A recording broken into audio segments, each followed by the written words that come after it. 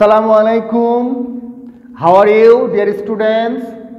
I hope you are well and good by the grace of Allah. Alhamdulillah, I am also well. This is Mr. Selim Reza, Assistant Teacher in English, City Central Eastern College, Rajshahi. Dear student, নতুন বছরের সবাইকে শুভেচ্ছা, happy new year.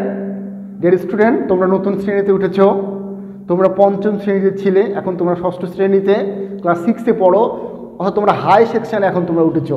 তোমরা এখন উচ্চ মাধ্যমিকে, আগে তোমরা নিম্ন মাধ্যমিকে ছিলে, এখন তোমরা মাধ্যমিকে তোমরা চলে এসছো। ডিয়ার স্টুডেন্ট, আমি তোমাদের সেলিম স্যার, আমি তোমাদের ইংরেজি সেকেন্ড পেপার, ইংরেজি দ্বিতীয়টা তোমাদেরকে পড়াবো। বন্ধুরা, তোমরা সবাই খাতা কলম বের করো। আমি তোমাদের সাথে ছোট্ট একটা বিষয় নিয়ে আজকে খুব গুরুত্বপূর্ণ টপিকটি আলোচনা করব। ডিয়ার স্টুডেন্ট, আমি লাইভ ক্লাসে আজকে তোমাদের সাথে সেন্টেন্স নিয়ে আলোচনা করেছিলাম এবং সেন্টেন্স আমরা বলেছিলাম সেন্টেন্সের উৎপত্তি কোথায়, ওয়ার্ড কাকে বলে, আমরা সেন্টেন্স কাকে বলে বলেছিলাম, সেন্টেন্স কত প্রকার বলেছিলাম। আজকে আমরা যেটা করব, সবাই লেখো সেন্টেন্স।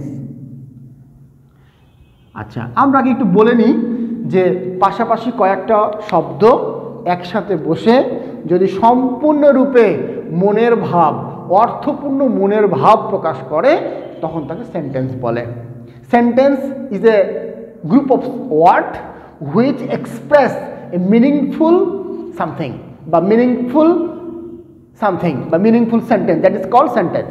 তাহলে কয়েকটা গ্রুপ অফ ওয়ার্ড, অনেকগুলো ওয়ার্ড বললাম, যেমন ধরো আমি বললাম I am your English teacher।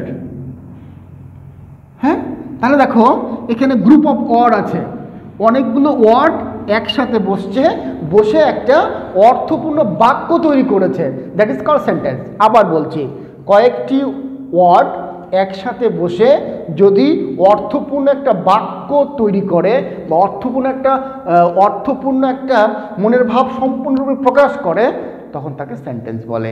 কয়েকটি শব্দ পাশাপাশি বসে যদি মনের ভাব সম্পূর্ণরূপে অর্থমূলকভাবে প্রকাশ করে, তখন তাকে সেন্টেন্স বলে। ডিয়ার স্টুডেন্ট, আমি লাইভ ক্লাসে তোমাদের সাথে বলেছিলাম যে যদি কেউ লাইভ ক্লাস না দেখো বা না করো, অবশ্যই ক্লাসটা করে নিবা। ডিয়ার স্টুডেন্ট, আমরা তোমাকে বলেছিলাম যে সেন্টেন্সের তিনটা ক্যারেক্টার আছে। সেন্টেন্সের কয়টা ক্যারেক্টার? তিনটা ক্যারেক্টার। একটা হচ্ছে অ্যাবিলিটি,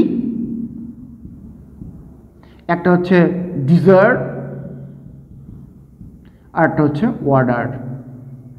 তার মানে যোগ্যতা, আকাঙ্ক্ষা, আসক্তি। আমি এই নিয়ে কথা বলেছি, তোমরা ক্লাসে দেখলে বুঝতে পারবা। এখন আমি চলে যাব সেন্টেন্সের প্রকারভেদে চলে যাব।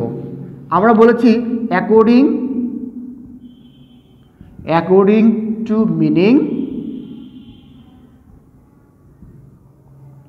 আর বলেছিলাম অ্যাকর্ডিং টু স্ট্রাকচার।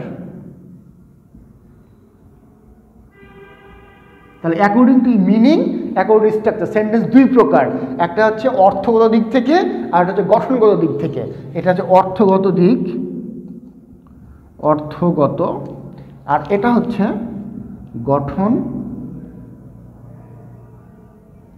গঠনগত। আচ্ছা, এখন অ্যাকর্ডিং টু মিনিং সেন্টেন্স 5 প্রকার। কি কি? অ্যাসার্টিভ, আশা করি তোমরা লিখে নিচ্ছ। অ্যাসার্টিভ, ইন্টারোগেটিভ,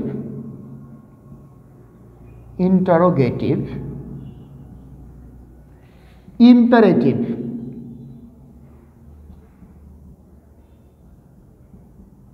অপটেটিভ, আর একটা হচ্ছে exclamatory.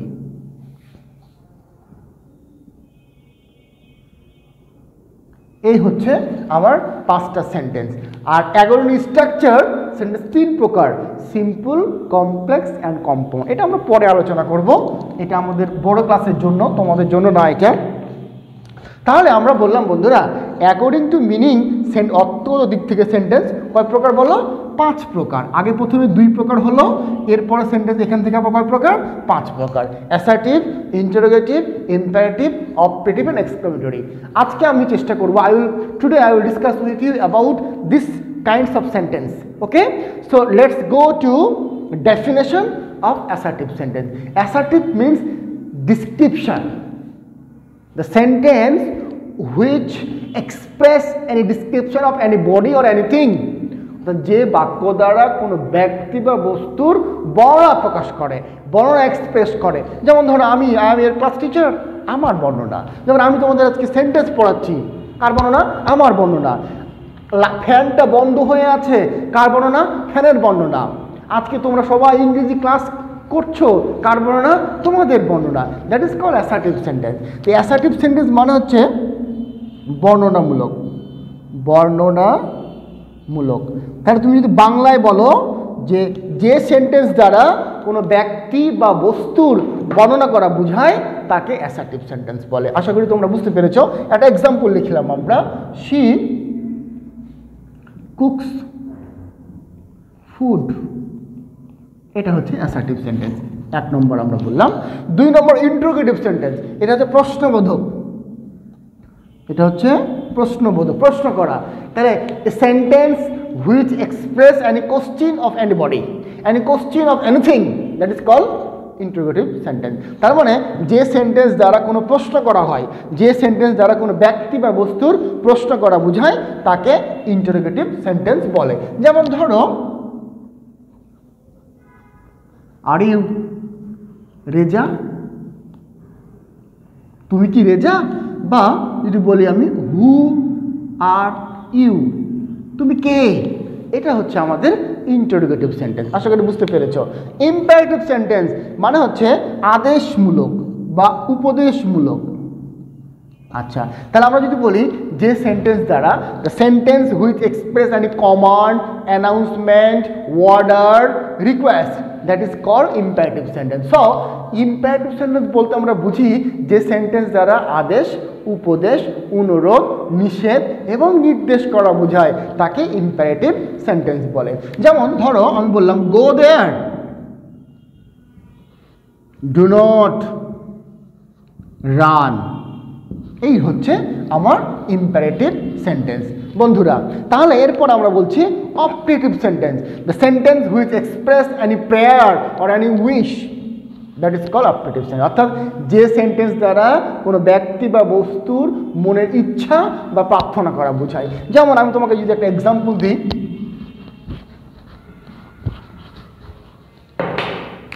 May you be happy, তুমি সুখী হও। May Allah help you, this is called operative sentence. এই সেন্টেন্সে আমার ইচ্ছা প্রকাশ করেছি, এখানে আমি আল্লাহর কাছে প্রার্থনা করেছি আল্লাহ আমাকে সাহায্য করুক, that is called imperative operative sentence. Exclamatory sentence, the sentence which refers something sorrow, something joy or something emotion, that is called exclamatory sentence। অর্থাৎ যে সেন্টেন্স দ্বারা কোনো ব্যক্তি বা বস্তুর মনের আবেগ, আনন্দ, বেদনা এবং যন্ত্রণার বহিঃপ্রকাশ ঘটে তাকে আমরা এক্সক্লেমেটরি সেন্টেন্স বলি। যদি বলি আমি আই অ্যাম আনডান, যদি বলি হুররা, we have won the game। আবার যদি বলি alas, he is fail, এগুলো হচ্ছে আমাদের এক্সক্লেমেটরি সেন্টেন্স বন্ধুরা। তাহলে আমরা যেটা বললাম যে এইখানে 5টা সেন্টেন্স নিয়ে আমরা আলোচনা করলাম। একটা হচ্ছে অ্যাসার্টিভ, একটা ইন্টারোগেটিভ, একটা ইম্পারেটিভ, একটা অপারেটিভ এবং একটা এক্সক্লেমেটরি। তাহলে আমরা যেটা প্রথমে কি বললাম, আমরা প্রথমে বললাম সেন্টেন্স কাকে বলে। কয়েকটা ওয়ার্ড পাশাপাশি পড়ে যখন মনের ভাব সম্পূর্ণরূপে প্রকাশ করবে তখন তাকে সেন্টেন্স বলে। সেন্টেন্সের 3টা বৈশিষ্ট্য রয়েছে, যোগ্যতা, আসক্তি, আকাঙ্ক্ষা। এটা আমার লাইভ ক্লাসে সম্পূর্ণ করে দেওয়া, তোমরা দেখে নেবে লাইভ ক্লাসটা। এই ক্লাসে দেখার আগে তোমাকে লাইভ ক্লাসের আগে দেখবা, তাহলে তোমরা এই ক্লাসটা খুব ভালো করে বুঝতে পারবা, কারণ ধারাবাহিকতায় আমরা যাচ্ছি। এবার সেন্টেন্সকে আমরা ভাগ করেছি দুই ভাগে, অ্যাকর্ডিং টু মিনিং এবং অ্যাকর্ডিং টু স্ট্রাকচার। ঠিক আছে, এরপর আমরা বলছি অ্যাকর্ডিং টু মিনিং সেন্টেন্স হচ্ছে 5 প্রকার। অ্যাসার্টিভ সেন্টেন্স মানে বর্ণনামূলক যে সেন্টেন্স দ্বারা কোনো বর্ণনা করা হয় তাকে অ্যাসার্টিভ সেন্টেন্স বলা হয়। ইন্টারোগেটিভ সেন্টেন্স মানে প্রশ্নবোধক চিহ্ন, প্রশ্নবোধক বাক্য, যে সেন্টেন্স দ্বারা কোনো ব্যক্তি বা বস্তুকে প্রশ্ন করা বোঝায় তাকে ইন্টারোগেটিভ সেন্টেন্স বলা হয়। এটা মানে আদেশমূলক ইম্পারেটিভ, যে সেন্টেন্স দ্বারা কোনো আদেশ, উপদেশ, নির্দেশ, নিষেধ করা বোঝায় তাকে ইম্পারেটিভ সেন্টেন্স বলে। আর যে সেন্টেন্স দ্বারা মনের ইচ্ছা বা প্রার্থনা করা বোঝায় তাকে অপারেটিভ সেন্টেন্স বলে। ফাইনালি যে সেন্টেন্স দ্বারা মনের আবেগ, মনের ভালোবাসা, মনের আনন্দ, বেদনা এবং ঘৃণা প্রকাশ করে তাকে এক্সক্লেমেটরি সেন্টেন্স বলে। এবার আশা করি তোমরা এটা বুঝতে পেরেছ। তোমরা আগামী দিনের হোমওয়ার্ক লিখে নাও। হোমওয়ার্ক,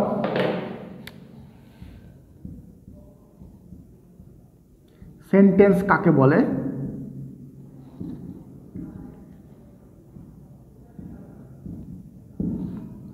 সেন্টেন্স কত প্রকার ও কি কি?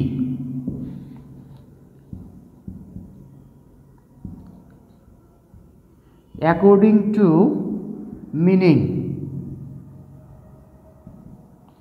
সেন্টেন্স কত প্রকার, কত প্রকার ও কি কি? ঠিক আছে, এবার আমরা আগামী ক্লাসে তোমাদের 3টা প্রশ্ন থাকলো হোমওয়ার্ক। তোমরা এই 3টে প্রশ্নের হোমওয়ার্ক তোমাকে আমাকে করে দিবে, করে তোমাদের যার যার যে গ্রুপ সেই গ্রুপে আমাকে পোস্ট করবে। ঠিক আছে বন্ধুরা, আগামী দিন আমরা সেন্টেন্সের প্রকারভেদ নিয়ে আরেকটু আলোচনা করে আমরা সেন্টেন্সের গঠন শিখব, কীভাবে অ্যাসার্টিভ সেন্টেন্স তৈরি করতে হয়, কীভাবে ইন্টারোগেটিভ করতে হয়, কীভাবে ইম্পারেটিভ করতে হয়, আমরা শিখবো ইনশাল্লাহ। তো বন্ধুরা, আশা করি তোমরা এই ক্লাস থেকে অনেক কিছু উপকৃত হয়েছ। তোমরা যদি কোনো প্রবলেম থাকে আমাকে নক করবে, আমাকে। তো বন্ধুরা, আমরা দেখতে দেখতে আমরা ক্লাসের শেষ পর্যায়ে চলে এসেছি। কয়েকটা কথা বলবো।